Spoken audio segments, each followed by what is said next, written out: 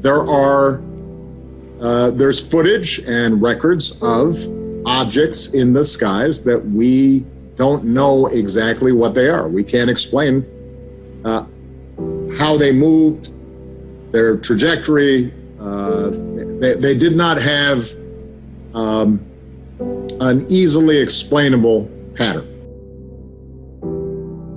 Imagine a technology that can do 600 to 700 G-forces, that can fly at 13,000 miles an hour, that it can evade radar, and that can fly through air and water and possibly space. And oh, by the way, has no obvious signs of propulsion, no wings, no control surfaces, and yet still can defy the natural effects of Earth's gravity.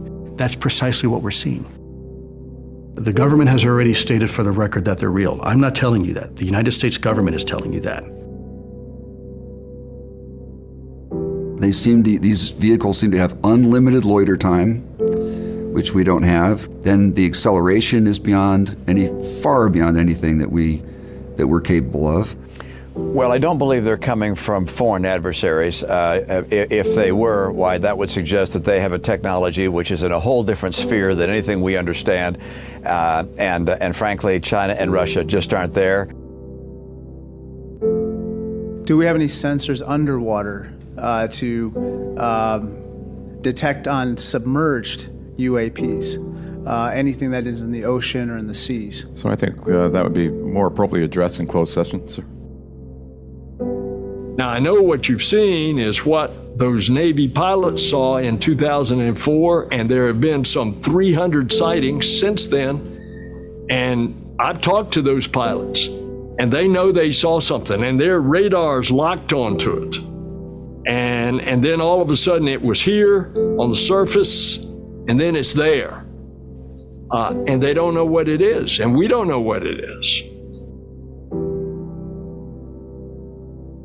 Lieutenant Graves told us pilots training off the Atlantic coast see things like that all the time.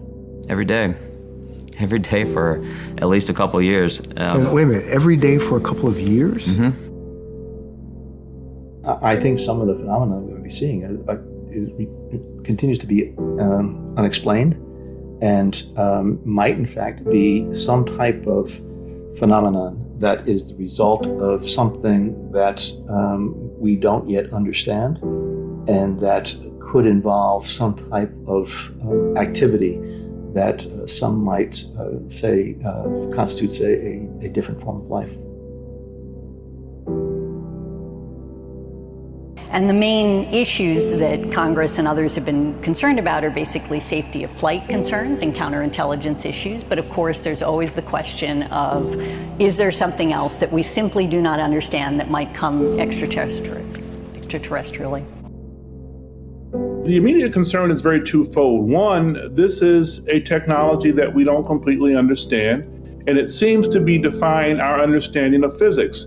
And secondly, whoever's operating it or whoever's behind it, these aerial phenomena, seems to be keenly interested in our military capabilities. You know, there's a tendency for the UAP sightings and developments to occur around military assets, especially, it seems, around our naval assets. The fact that this is in our airspace and it's real, that's when it becomes compelling and that's when it becomes problematic.